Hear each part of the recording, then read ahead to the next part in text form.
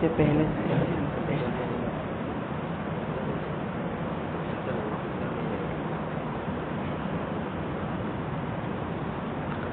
بسم اللہ الرحمن الرحیم الحمد للہ نحمده ونستعینه ونستغفره ونؤمن به ونتوکل علیہ ونعوذ باللہ من شرور انفسنا ومن سیئات اعمالنا من يهده الله فلا مضل له ومن يضلله فلا هادي له ونشهد أن لا إله إلا الله وحده لا شريك له ونشهد أن سيدنا وسندنا ومولانا محمدا عبده ورسوله صلى الله تبارك وتعالى عليه وعلى آله وأصحابه وأزواجه وذرياته وأهل بيته وبارك وسلم تسليما كثيرا كثيرا أما بعد فأعوذ بالله من الشيطان الرجيم بسم الله الرحمن الرحيم وأذن في الناس بالحج يأتوك رجالا وعلى كل ضامر يأتين من كل فج عميق وقال تعالى ومن الناس من يتخذ من دون الله اندادا يحبونهم كحب الله والذين آمنوا أشد حبا لله ولو يرى الذين ظلموا إذ يرون العذاب أن القوة لله جميعا وأن الله شديد العذاب وقال النبي صلى الله تعالى عليه وآله وسلم من حج فلم يرفث ولم يفسق رجع كيوم ولدته أمه وقال عليه الصلاة والسلام الحج المبرور ليس له جزاء إلا الجنة أو كما قال صلى الله عليه وسلم وقال عليه الصلاة والسلام ما من عمل في هذه الأيام أحب إلى الله تعالى قالوا ولا الجهاد يا رسول الله قال ولا الجهاد إلا أن يخرج بنفسه وماله فلم يرجع بشيء أو كما قال صلى الله عليه وسلم رواه الإمام البخاري صدق الله العظيم وصدق رسوله النبي الأمي الكريم ونحن على ذلك لمن الشاهدين والشاكرين والحمد لله رب العالمين قابل احترام حضرات علماء کرام، بزرگان محترم، میرے عزیز دینی اسلامی بھائیوں اور گھروں میں بیٹھ کر سن رہی پردہ نشی مائیں اور بہنیں، اللہ تبارک و تعالیٰ کا بے انتہا فضل ہے کہ ہم لوگ ایک ایسے دور میں سانس لے رہے ہیں جس دور میں آدمی کے پاس اپنی زندگی کے بارے میں آتم منتھن کرنے اور لائف سٹائل جو ہے اس لائف سٹائل کا انالیسس کرنے اور اس میں کیا درست ہے کیا غلط ہے اس بات کا بھی موقع نہیں رہ گیا ہے۔ ایک ایسے ماحول اور دور میں اللہ تبارک و تعالیٰ نے ہم سب کو یہاں پر دینی نسبت پر کہنے سننے کے لیے جمع فرمایا۔ آپ سب کا جمع ہو جانا اور جیسا کہ میں دیکھ رہا ہوں کہ اس میں میجورٹی ہمارے ینگسٹرز کی ہے، نوجوانوں کی ہے، یہ اس بات کی علامت ہے کہ ماشاءاللہ آپ سب لوگ اپنی زندگی کے بارے میں سنجیدہ ہے۔ آدمی جس روش پر زندگی گزار رہا ہوتا ہے اس میں کچھ 19-20 ہو رہی ہوتی ہے تو اس کا احساس اس کے دل پر ہوتا ہے، اس کی چوٹ اس کے دل پر لگتی ہے، یہی چوٹ پھر اس کو اس طرح کی مجلسوں میں پہنچاتی ہے اور یہ سوچنے پر آمادہ کرتی ہے کہ زندگی کس ڈھنگ سے گزر رہی ہے اور زندگی کو کس ڈھنگ سے گزرنا چاہیے تھا۔ تو یقیناً یہ آپ کی زندہ دلی کی علامت ہے کہ آپ حضرات اپنے انتہائی بزی شیڈیول میں سے یہ وقت نکال کر یہاں پر جمع ہیں۔ یہ پروگرام ایک ایسے وقت میں ہونے جا رہا ہے، ایسے دنوں میں ہونے جا رہا ہے جن کے بارے میں نبی اکرم صلی اللہ علیہ وسلم نے ارشاد فرمایا کہ ذی الحجہ کے ان 10 دنوں میں کیے جانے والے عمل کے مقابلے میں کوئی دوسرا عمل اللہ تبارک و تعالیٰ کے یہاں پسندیدہ اور محبوب نہیں ہے. یعنی سال بھر میں بندہ الگ الگ دنوں کے اندر اگر کوئی عمل کرتا ہے اور ایک عمل وہ ان 10 دنوں کے اندر کرتا ہے تو ان 10 دنوں میں کیا ہوا عمل سال بھر میں کیے ہوئے کسی بھی دن کے عمل سے بڑھ جاتا ہے. اسی لیے علماء نے اس بات میں بحث کی ہے کہ رمضان المبارک کے دن افضل ہیں یا ذی الحجہ کے 10 دن افضل ہیں، اور فیصلہ پھر بیچ کا یہ کیا کہ زیادہ فضیلت رمضان کی راتوں کو حاصل ہے، لیکن جہاں تک دن کا معاملہ ہے تو ذی الحجہ کے ان 10 دنوں کو رمضان المبارک کے دنوں سے زیادہ فضیلت حاصل ہے. لیکن یہ بڑی تعجب کی بات ہے کہ رمضان میں عام طور پر مسجدیں بھر جاتی ہیں، لوگ نمازوں کا اہتمام کرتے ہیں، نمازوں کے بعد تلاوت کرتے ہوئے نظر آتے ہیں، گناہ چھوڑ دیے جاتے ہیں، ٹی وی کے اوپر پردہ ڈال دیا جاتا ہے، موبائل کے استعمال میں آدمی احتیاط کرنے لگتا ہے. لیکن افسوس کی بات یہ ہے کہ یہ جن دنوں سے ہم لوگ گزر رہے ہیں وہ دن رمضان المبارک سے زیادہ فضیلت رکھنے کے باوجود ان 10 دنوں کے حوالے سے وہ سنجیدگی اور وہ بیداری، وہ اویئرنیس نہیں پائی جاتی ہے جو ہونی چاہیے. جس اویئرنیس کے، جس توجہ کے یہ دن مستحق ہیں، ادھیکاری ہیں، وہ توجہ ان دنوں کو نہیں دی جاتی. یہاں تک نبی اکرم صلی اللہ علیہ وسلم نے جب یہ بات فرمائی کہ سال کے کسی بھی دن کا عمل ذی الحجہ کے 10 دنوں کے عمل سے بڑھا ہوا نہیں ہے تو صحابہ کرام نے سوال کیا کہ ولل جہاد یا رسول اللہ. بخاری شریف کی روایت ہے کہ یا رسول اللہ اگر کوئی آدمی راہ خدا میں اپنے سر دھڑ کی بازی لگاتا ہے تو کیا وہ آدمی بھی ذی الحجہ کے ان 10 دنوں میں عمل کرنے والے سے نہیں بڑھے گا؟ آپ نے فرمایا ولل جہاد. کہا اگر کوئی آدمی دوسرے دنوں کے اندر اپنے جان کی بازی بھی خدا کے راستے میں لگاتا ہے وہ بھی ذی الحجہ کے ان 10 دنوں میں عمل کرنے والے سے آگے نہیں جا سکتا. لیکن آپ نے اس کے بعد ایکسیپشن فرمایا، ایک اپواد بیان کیا، استثناء کیا. فرمایا کہ الا ان یخرج بنفسه وماله، مگر یہ کہ کوئی آدمی اپنے جان و مال کو لے کر نکلے فلم یرجع بشیء، اور وہ اس راستے میں کام ہی آ جائے، یعنی اس کی شہادت ہو جائے، تو پھر وہ شہید ان 10 دنوں میں عمل کرنے والے سے بڑھ جائے گا. گویا کہ راہ خدا میں جا کر کوئی زندہ واپس لوٹ آئے تو وہ شخص بھی ان 10 دنوں میں عمل کرنے والے سے آگے نہیں جائے گا. ترمذی شریف کی روایت میں ہے، آپ نے فرمایا کہ ذی الحجہ کے ہر دن کا روزہ، یہ پہلے عشرے کی بات ہو رہی، کہ اس کے ہر دن کا روزہ 1 سال کے روزوں کے برابر ہے، اور اس کی ہر رات کی عبادت لیلۃ القدر کی عبادت کے برابر ہے. تو خدا کا شکر ہے کہ ہم لوگ ایسے مبارک دنوں کے اندر سانس لے رہے ہیں. یہ وہ دن ہیں جن کی قسم قرآن کریم نے کھائی اور فرمایا کہ والفجر ولیال عشر، فجر کے وقت کی قسم اور 10 راتوں کی قسم. مفسرین کہتے ہیں کہ اس سے ذی الحجہ کے یہی دن مراد ہے. قرآن کریم جب کسی چیز کی اہمیت کو بیان کرنا چاہتا ہے تو اس کی قسم کھاتا ہے. تو کسی چیز کی قسم کھایا جانا اس بات کی نشانی ہے کہ یہ چیز اللہ تبارک و تعالیٰ کے یہاں محتم بالشان ہے، اس کی بڑی عظمت ہے، اس کی ایک ویلیو ہے اللہ تبارک و تعالیٰ کے یہاں. تو یہ اتنے مبارک اور پاکیزہ دن ہیں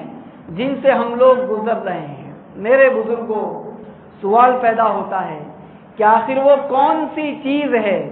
جس چیز نے ان دنوں کو اتنا قابل احترام بنایا ہے، ان کو یہاں تک بڑھایا کہ رمضان المبارک کے دنوں سے زیادہ فضیلت کا حامل انہیں بنا دیا.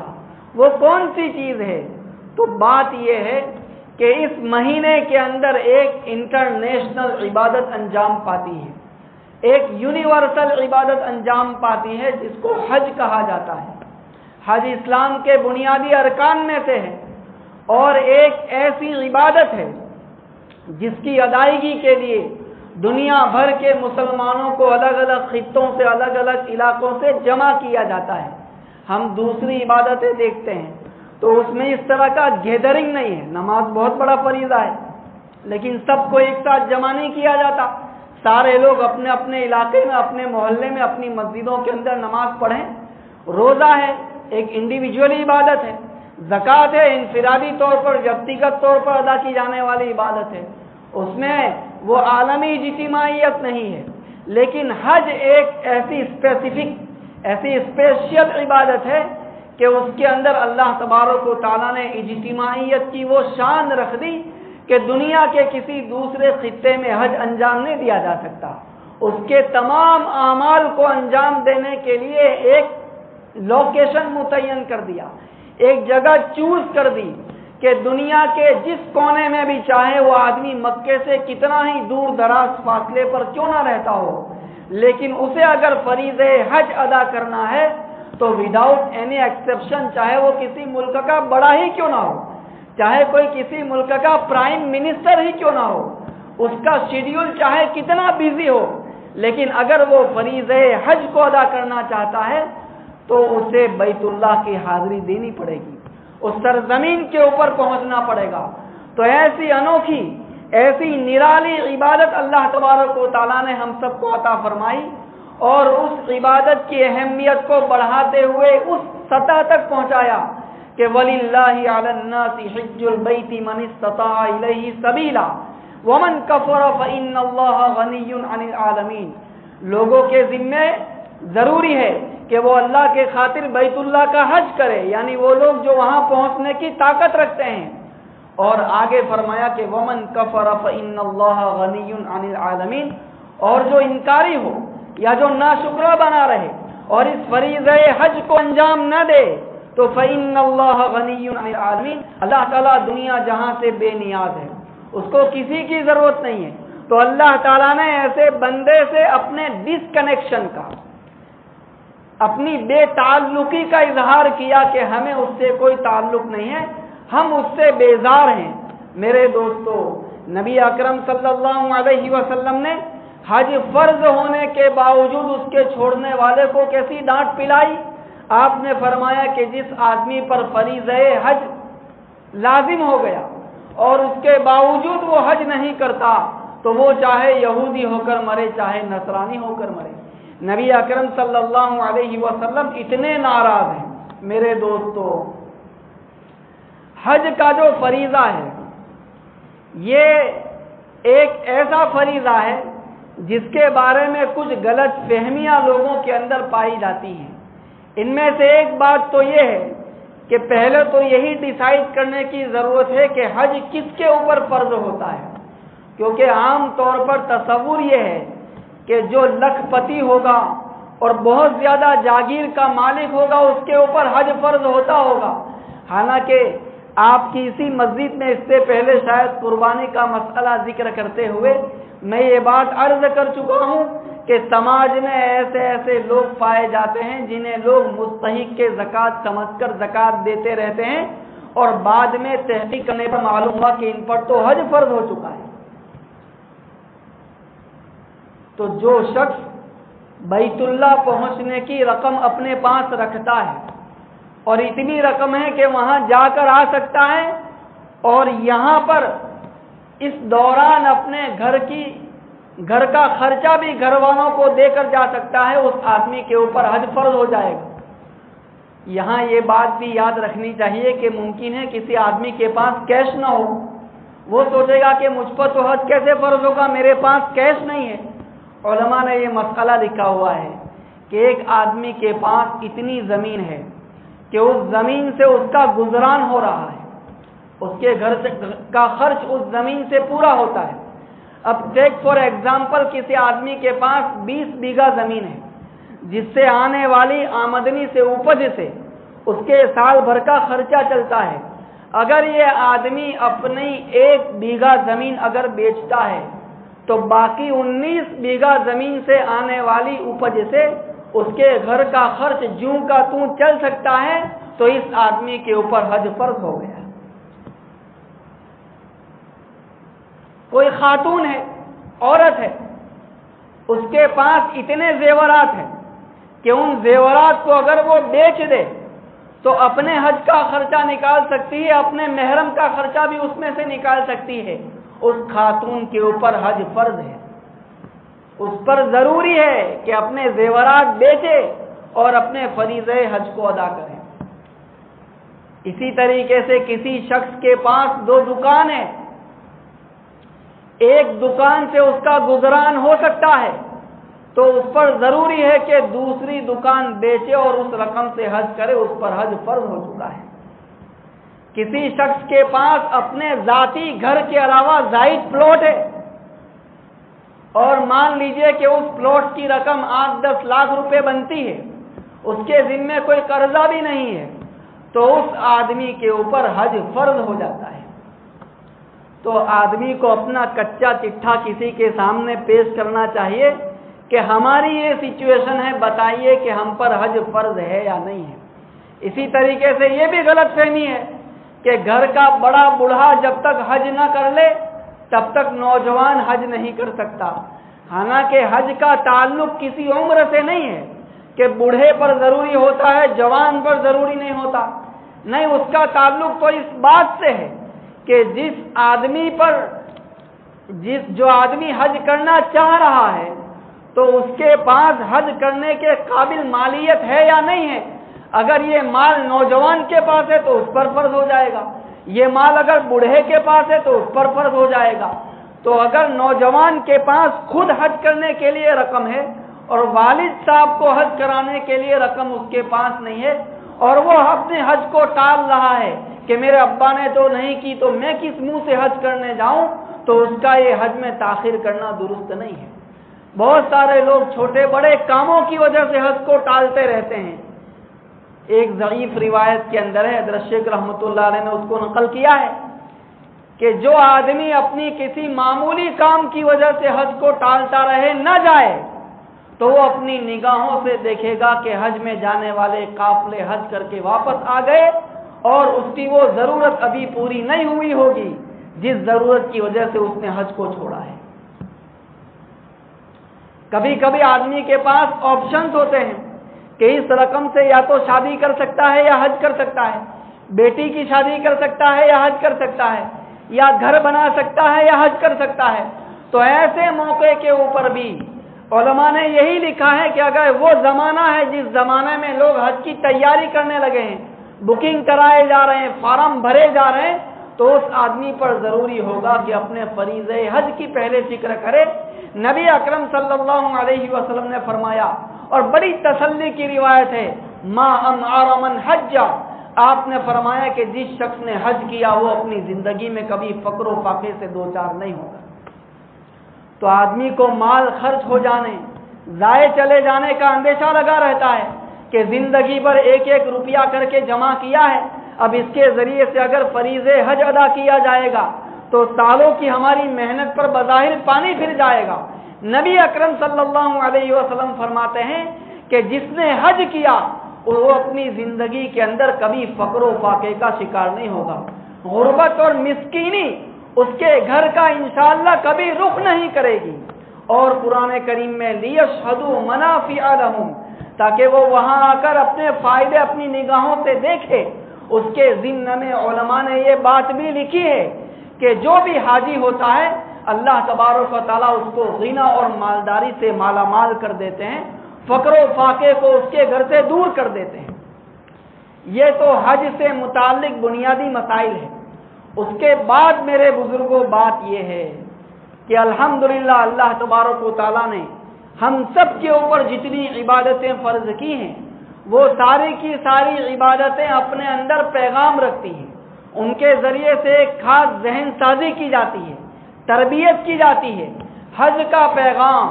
امت مسلمہ کے نام کیا ہے، یہ بھی بہت دلچسپ موضوع ہے۔ حج کا جو پورا اسٹرکچر ہے اس میں جتنے اعمال انجام دیے جاتے ہیں ان اعمال کے اوپر اگر ہم نگاہ ڈالتے ہیں تو ہمیں یہ محسوس ہوتا ہے کہ یہ عظیم الشان عمل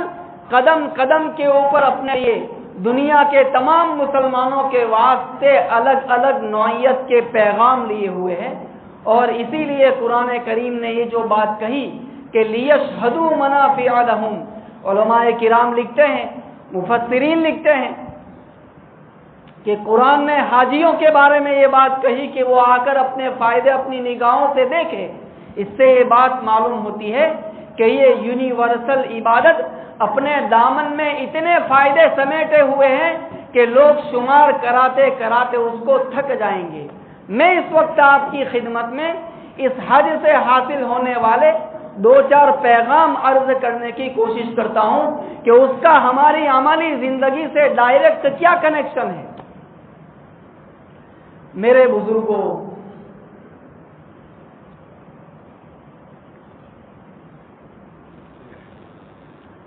حج کے عمل کے اوپر اگر ہم نگاہ ڈالتے ہیں تو آپ نے دیکھا ہوگا کہ حاجی جب اپنے گھر سے نکلتا ہے تو گھر سے نکلنے کے ساتھ ہی اس کی زندگی ایک بالکل دوسرے عالم کے اندر چلی جاتی ہے۔ اگر وہ اپنے گھر سے احرام باندھ کر نکلا ہے یا یہاں سے احرام نہیں باندھا تو کم از کم جب میقات آنے والی ہوگی اس وقت تو اسے احرام باندھنا ہوگا، اور باندھ لیا ہے تو نیت کرنی ہوگی، تو اس کے کپڑے بدل جاتے ہیں۔ وہ جن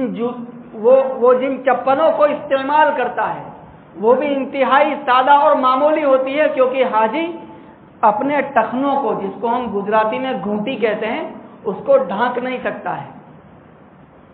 اسی طریقے سے یہ سامنے کی جو ہڈی ہے اس کو ڈھانک نہیں سکتا،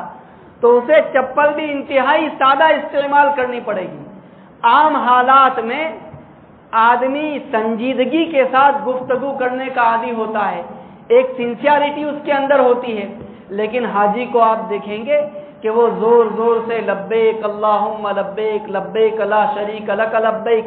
ان الحمد والنعمت لک والملک لا شریک لک، اس کی صدائیں اپنی زبان سے بار بار بلند کرتا رہتا ہے، بلکہ اس کو اس بات کی تاکید کی جاتی ہے کہ پورے سفر حج کے اندر یہی تمہارا سب سے بڑا وظیفہ ہے، اور جب بھی موقع ملے زور زور سے تلبیہ پڑھنا ہے، یعنی لبیک اللہم لبیک پڑھنا ہے۔ یہ جو ساری کی ساری ادائیں ہیں یہ میرے بزرگوں ایک عاشق کی ادائیں ہیں۔ ایک شخص جس کو کسی خاص ہستی کے ساتھ محبت ہو گئی ہو تو حج کے ذریعے سے آدمی کے دل کے اندر محبت کے جو جذبات ہیں ان جذبات کو ایک درست ڈائریکشن دیا جاتا ہے، ان جذبات کو صحیح سمت عطا کی جاتی ہے، اور حج کے ذریعے سے یہ پیغام امت مسلمہ تک کنوے کیا جاتا ہے کہ اگر دل لگانے کے لائق،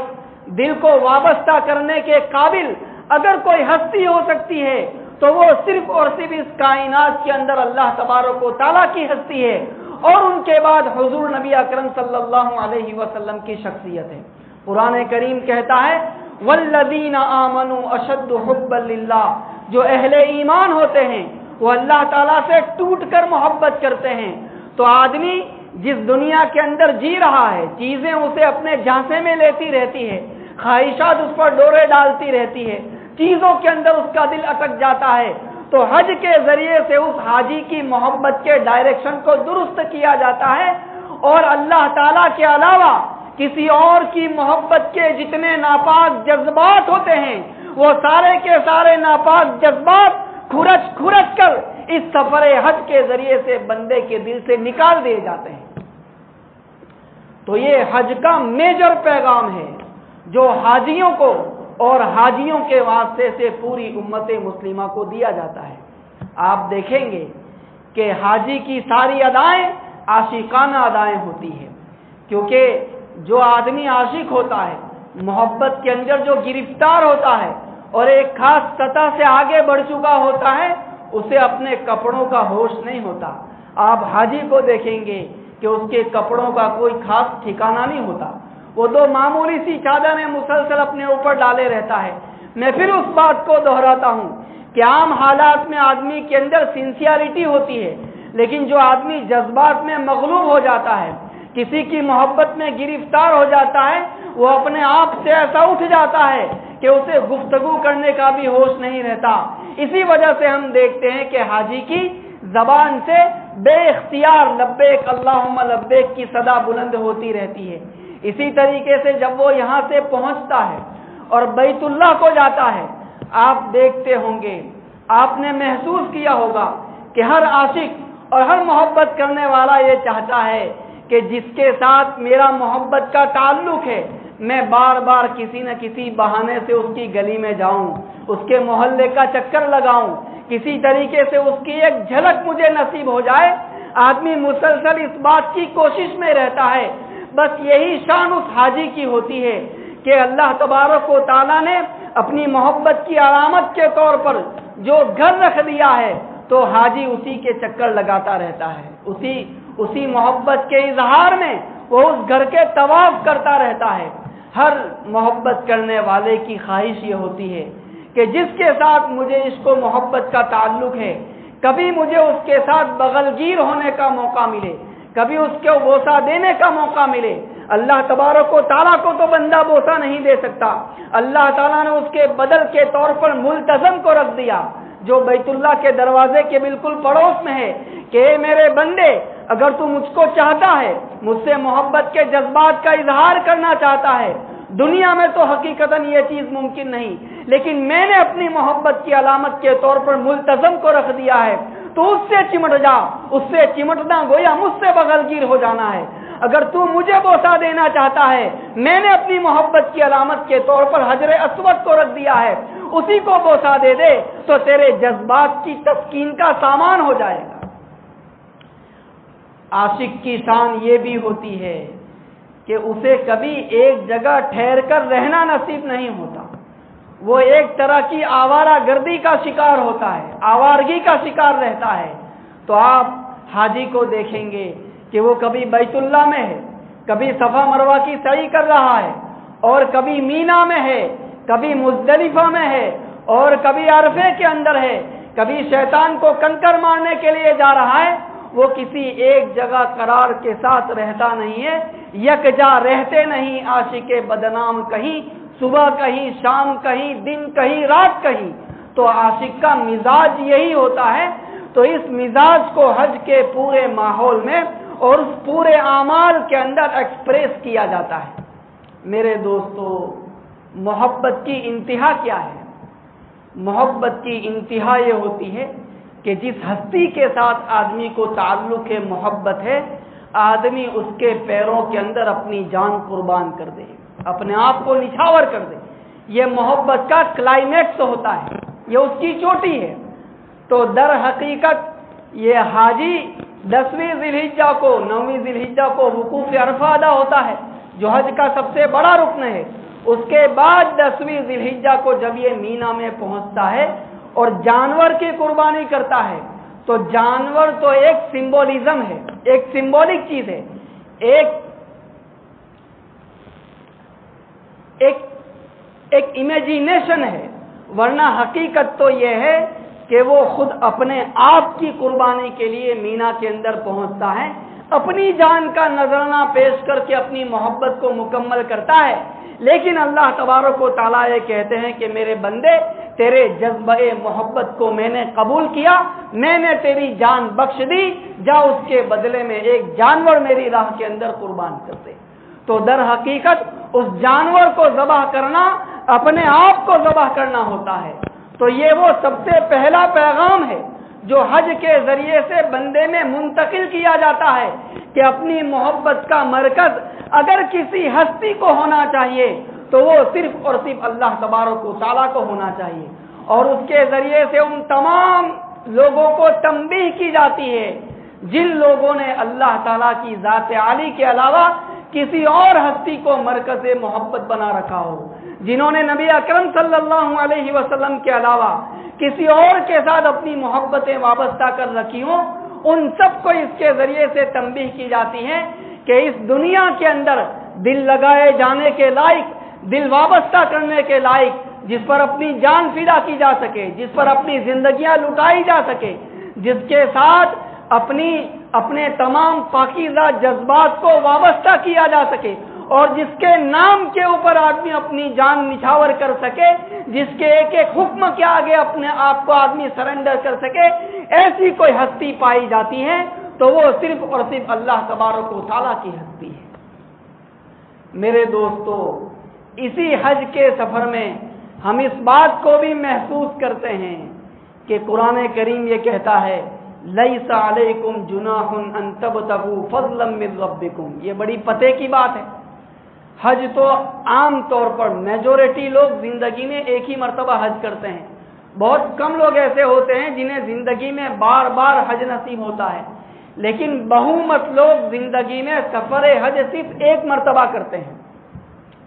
لیکن اس کے باوجود یہ عجیب بات ہے کہ قرآن کریم یہ کہتا ہے کہ لیس علیکم جناح ان تبتغوا فضلا من ربکم۔ کسی زمانے میں،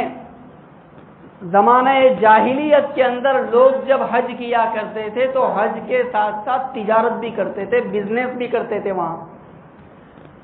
تو جب اسلام آ گیا تو صحابہ کرام کو یہ سوال پیدا ہوا کہ حج جیسی عبادت کے اندر تجارت اور بزنس کی اجازت نہیں ہونی چاہیے، تو ان کو اسلام آنے کے بعد دوران حج تجارتی معاملات کرنے میں ہیزیٹیشن ہوا، ہچکچائے کہ کرنا چاہیے یا نہیں کرنا چاہیے۔ اس پر قرآن کریم کی آیت نازل ہوئی اور فرمایا گیا کہ لیس علیکم جناح ان تبتغوا فضلا من ربکم، کہ تم پر کوئی حرج نہیں ہے کہ تم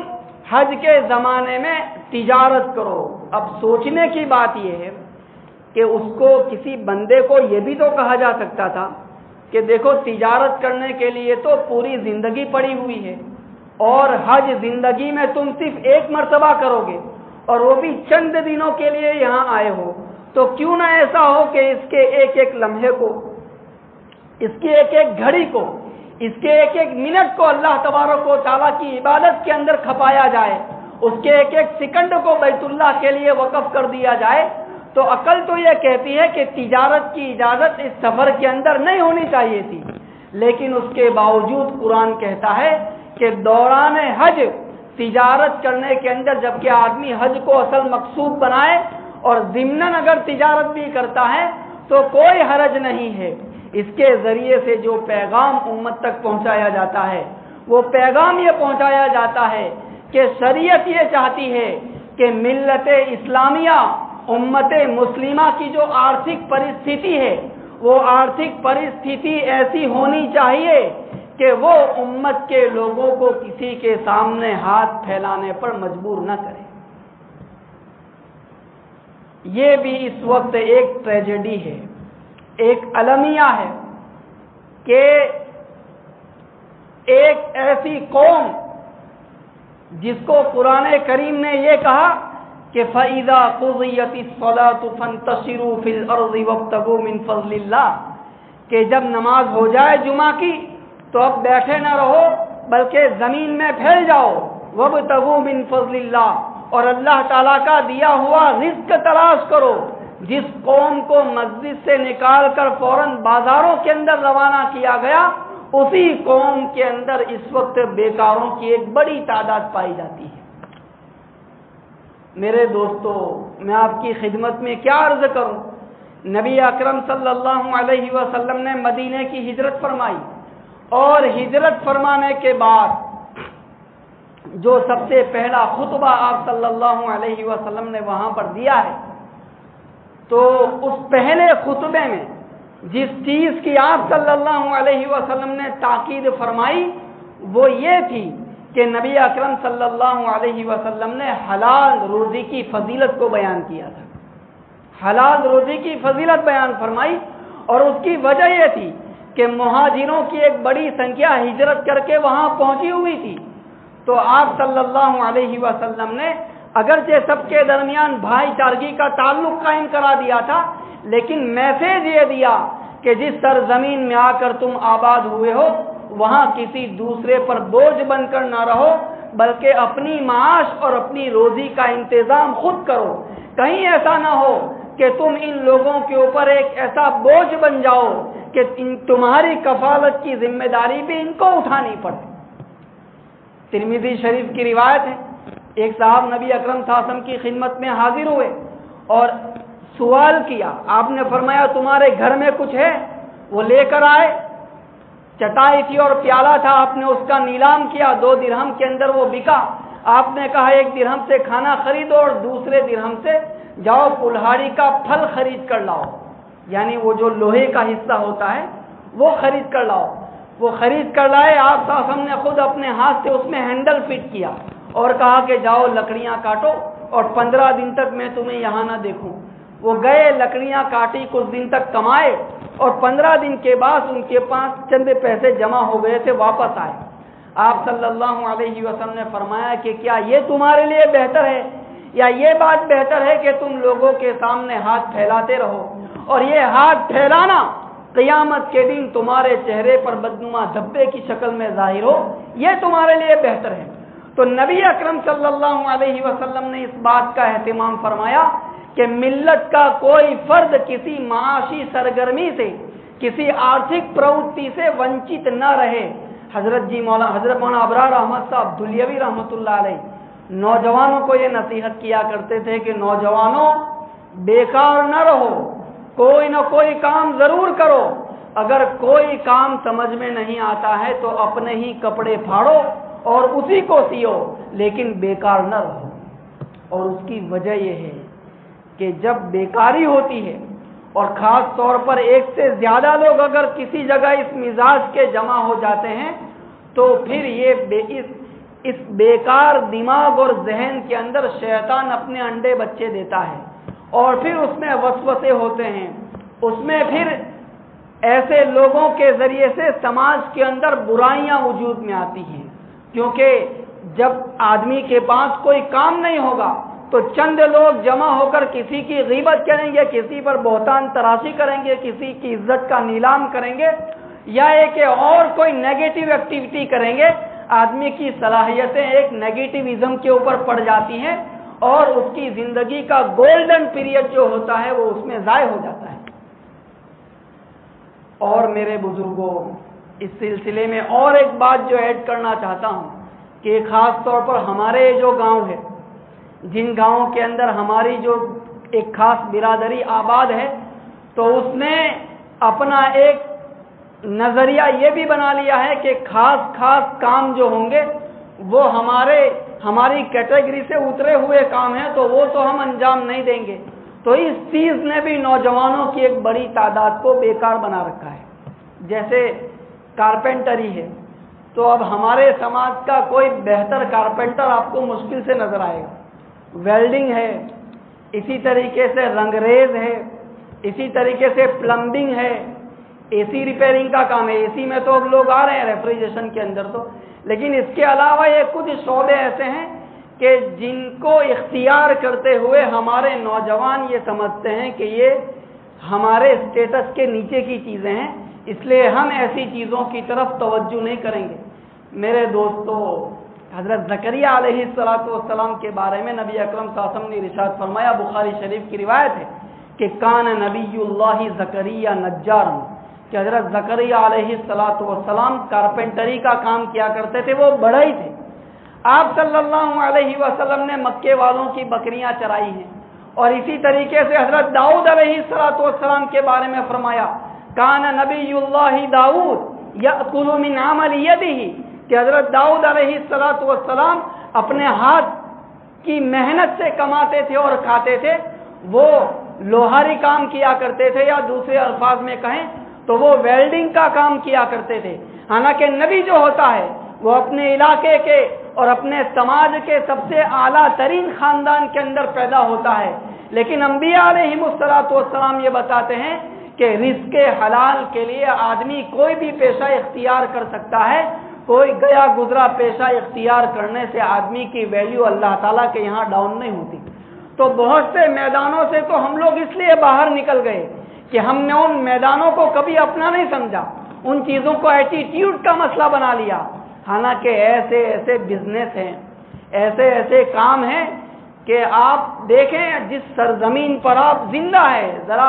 हकीकत की निगाहें उठाएं, आंखें खोलें और देखें कि लोग किन किन जगहों से आकर आबाद हैं, किन किन सूबों से आए हुए हैं और वो आपके सीने पर बैठकर कमा रहे हैं. वो मेरे आपके सीने के ऊपर बैठकर कमा रहे हैं. उन्हें किसी काम के अंदर आड़ नहीं है. यहाँ के मार्केट के ऊपर नजर डालें, کہ اس مارکیٹ کو کس نے کیپچر کیا ہوا ہے، یہاں کس کی مونوپولی ہے، کس کی اجارہ شاہی ہے. ان چیزوں کو اگر آپ دیکھیں گے تو ہماری حقیقت کی آنکھیں کھلے گی کہ اس مارکیٹ کے اندر ہمارا کنٹریبیوشن کیا ہے، اس میں ہماری حصے داری کیا ہے. تو حج کے ذریعے سے یہ پیغام دیا جاتا ہے کہ جب حج جیسے عظیم الشان سفر کے اندر تجارت کی اجازت دی جا سکتی ہے، حالانکہ حج کو زندگی میں ممکن ہے آدمی ایک ہی مرتبہ کرے گا، تو کوئی مسلمان گھر رہ کر بیکار کیسے رہ سکتا ہے؟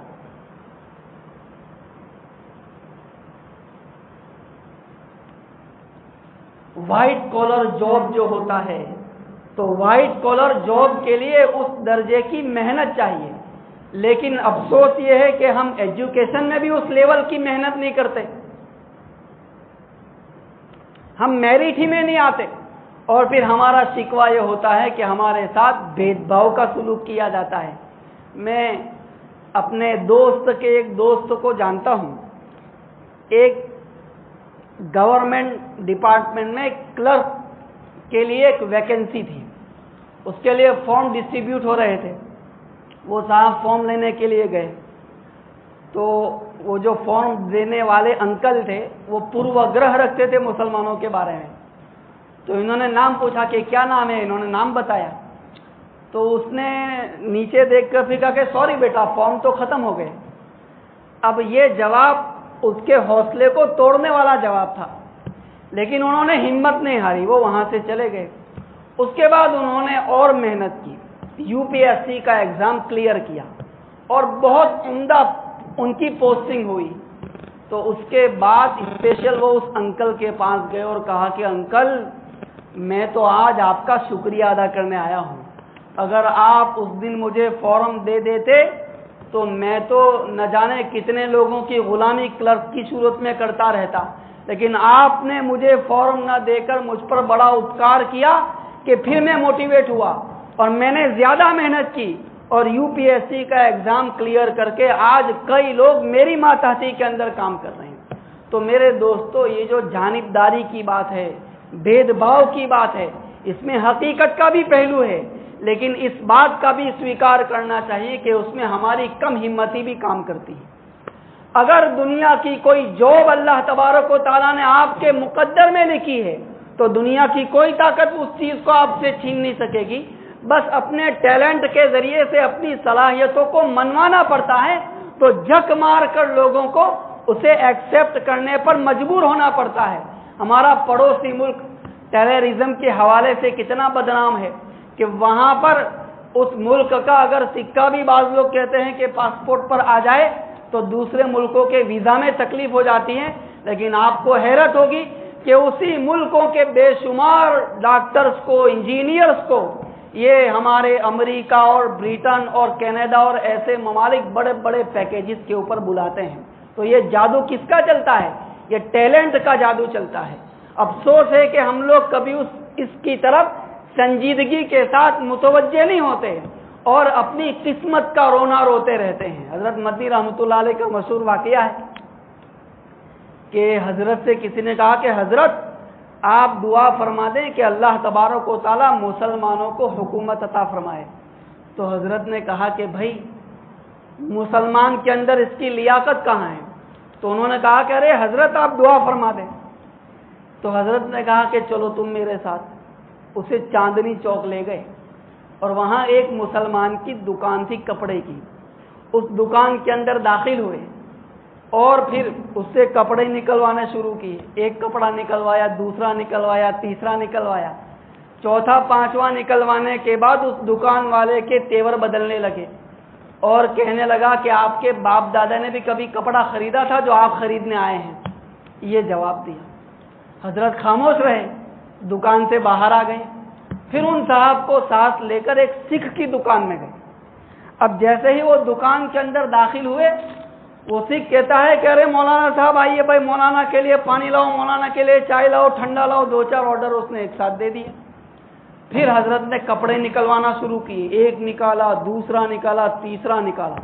پوری دکان اس کی ادھر سے ادھر کروا دی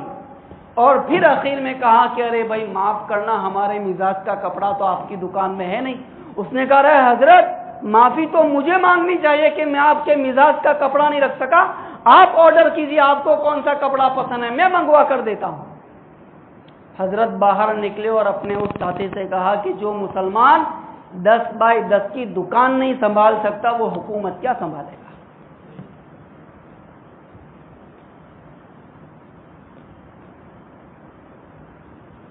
تو دیکھیں، بہت ممکن ہے میں مین ٹریک سے الگ ہٹ کے بات کر رہا ہوں، لیکن یہ ہمارے بیسک ایشوز ہیں،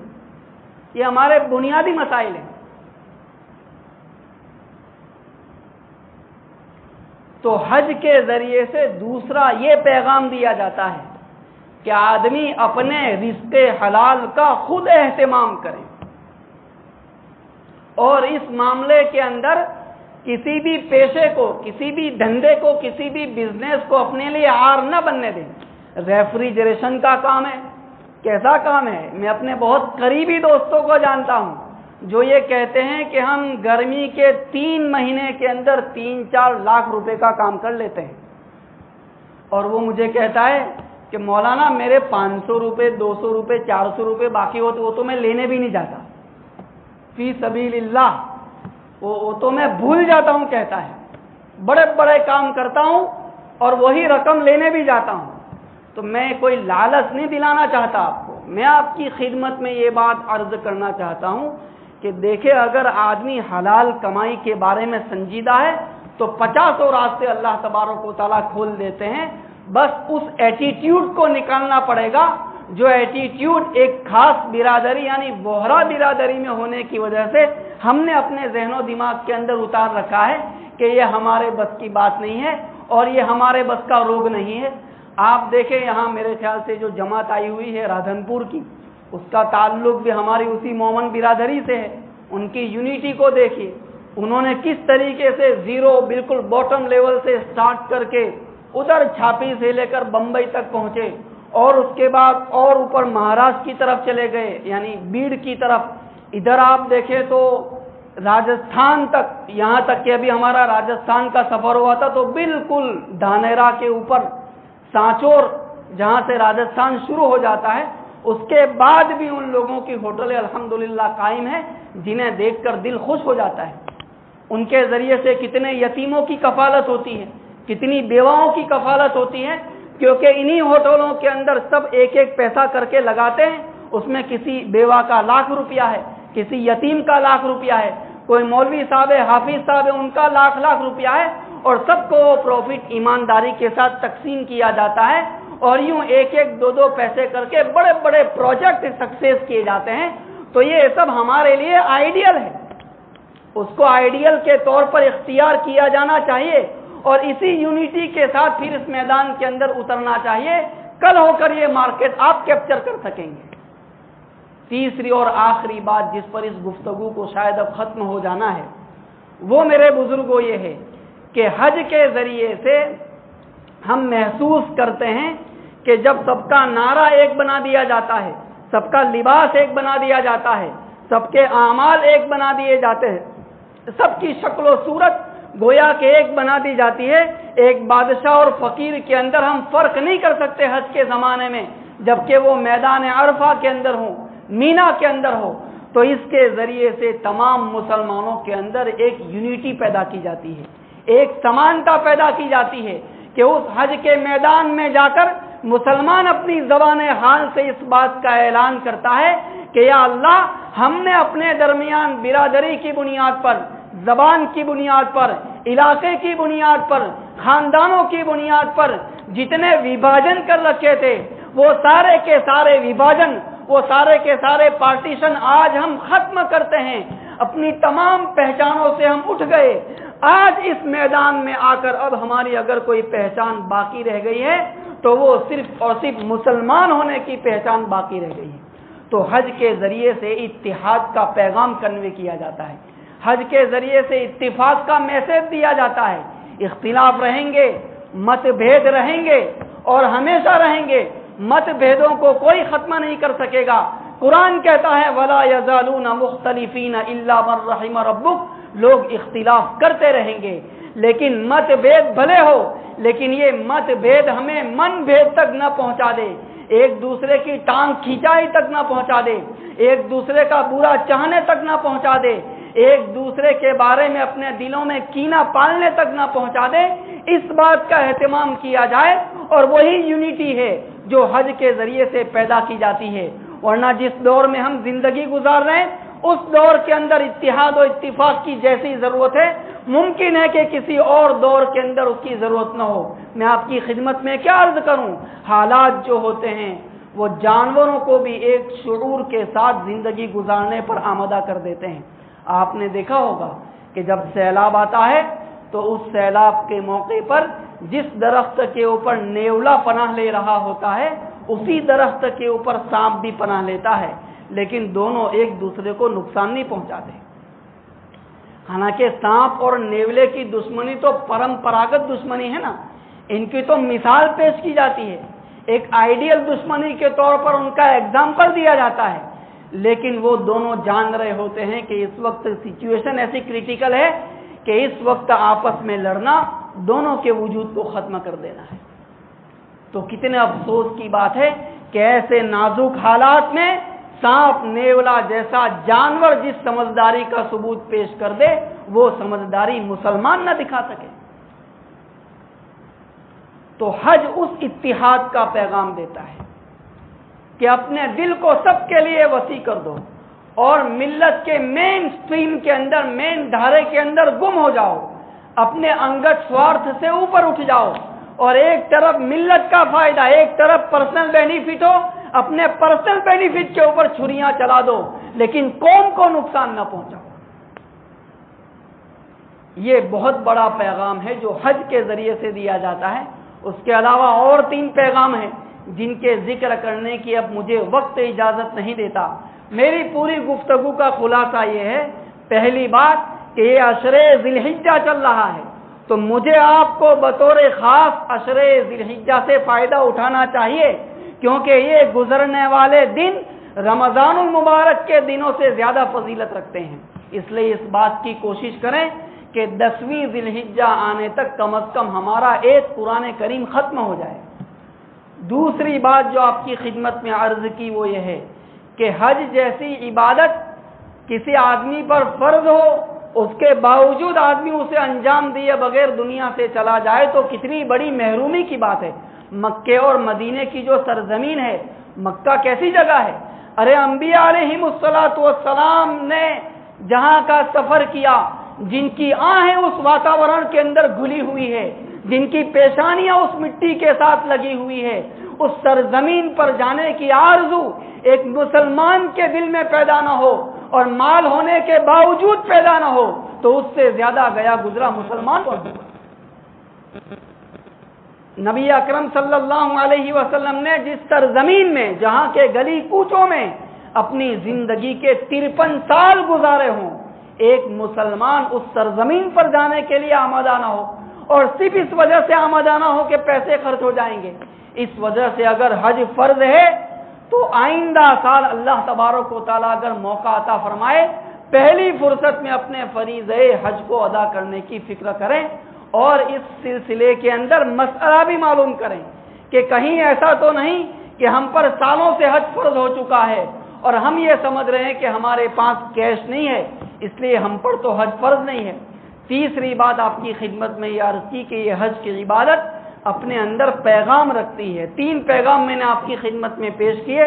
پہلا پیغام حج کا پیغام محبت ہے کہ اس کے ذریعے سے ہر مسلمان کے دل میں محبت کا جو جذبہ ہے اس کو صحیح رخ عطا کیا جاتا ہے، اور یہ کہا جاتا ہے کہ تمہاری محبتوں کا مرکز اگر کوئی ہستی ہو سکتی ہے تو وہ صرف اللہ تبارک و تعالیٰ کی ذات ہے۔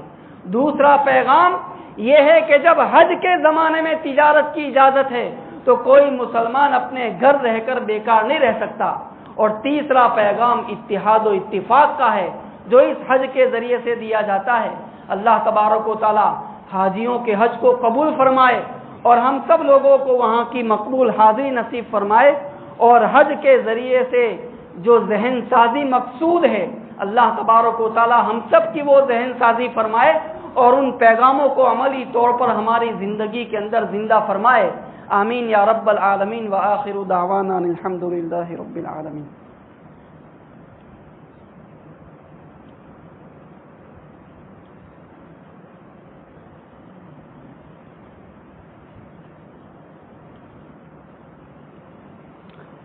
بسم اللہ الرحمن الرحیم. الحمد للہ رب العالمین. اللہم صلی علی سیدنا مولانا محمد وعلی آل سیدنا مولانا محمد مبارک وسلم. ربنا آتنا فی الدنیا حسنۃ وفی الآخرۃ حسنۃ وقنا عذاب النار. اللہ ہم سب کے گناہوں کو معاف فرما، ہمارے یہاں جمع ہونے کو اپنے فضل و کرم سے قبول فرما، اور اس اجتماع کو اپنے فضل و کرم سے ہم سب کی بخشش اور مغفرت کا ذریعہ بنا. یہ اللہ، یہ ہاتھ آپ کی بارگاہ میں اٹھائے جانے کے لائق نہیں، یہ زبان اتنی گندی ہے کہ آپ کی بارگاہ میں کچھ عرض کرنے کے قابل نہیں، ہمارے پیر اتنے گنہگار ہیں کہ آپ کے گھر کی دہلیز چڑھنے کے لائق نہیں. ہم تو اس قابل تھے کہ اس مسجد سے ہمیں دھکے دے کر فرشتے باہر نکال دیتے. اللہ، آپ نے ستاری کا معاملہ فرما رکھا ہے، آپ نے اپنا فضل فرما رکھا ہے. ستاری کے ساتھ غفاری کا معاملہ فرما، ہمارے تمام گناہوں کو بخش دے. ہمارے گناہوں کے ساتھ ہمارے گناہوں کے بارے میں عفو درگزر کا معاملہ فرما. اے اللہ، ان گناہوں کی وجہ سے ہمیں قیامت کے دن نبی اکرم صلی اللہ علیہ وسلم کے سامنے، اپنی ذات عالی کے سامنے، لوگوں کے سامنے ہمیں رسوا نہ فرما. جس طریقے سے آپ نے دنیا میں ستاری فرمائی، آخرت میں بھی ستاری کا معاملہ فرما.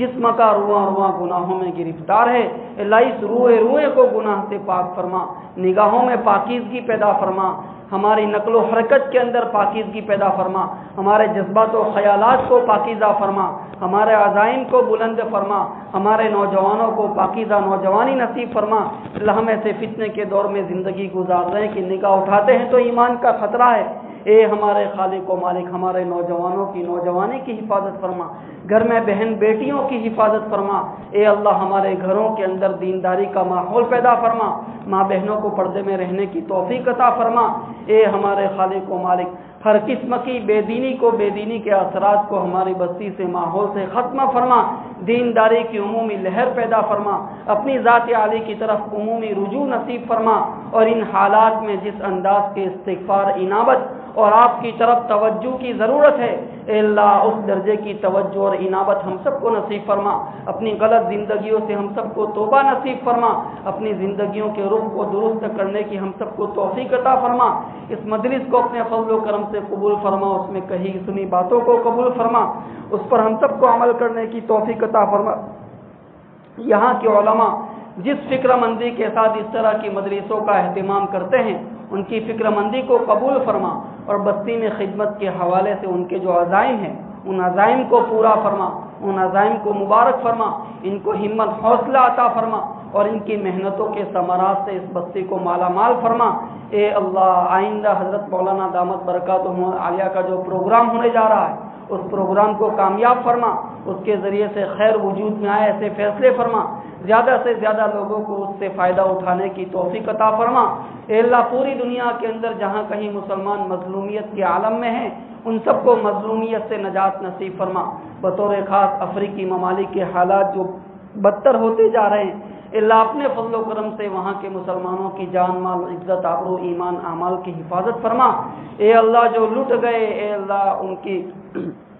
بعض آباد کاری کا سامان پیدا فرما. اپنے خزانہ غیب سے ان کے نقصان کی تلافی فرما، اپنے خزانہ غیب سے ان کے نقصان کی تلافی فرما. اے اللہ، نعمتوں کی قدردانی کی توفیق عطا فرما. اے اللہ، آپ نے ان کے اندر ہم سب کے لیے عبرت کا بڑا سامان رکھا ہے، ہمیں آپ کی نعمتوں کی قدردانی نصیب فرما، نعمتوں کی ناقدری سے ہم سب کی حفاظت فرما. اے اللہ، وہاں جن مسلمانوں کی دکانیں لٹ گئی ہیں، اے اللہ ان سب کو آئندہ آنے والی زندگی میں روزی کے اندر بے انتہا برکت عطا فرما. جو بے سر و سامان ہے، اپنے خزانہ غیب سے ان کی کفالت کا سامان فرما. جن کی عزت خطرے کے اندر ہے، اللہ عافیت کے ساتھ ان کی عزتوں کو محفوظ فرما. جن کے دین و ایمان خطرے میں ہے، عافیت کے ساتھ ان کے دین و ایمان کی حفاظت کے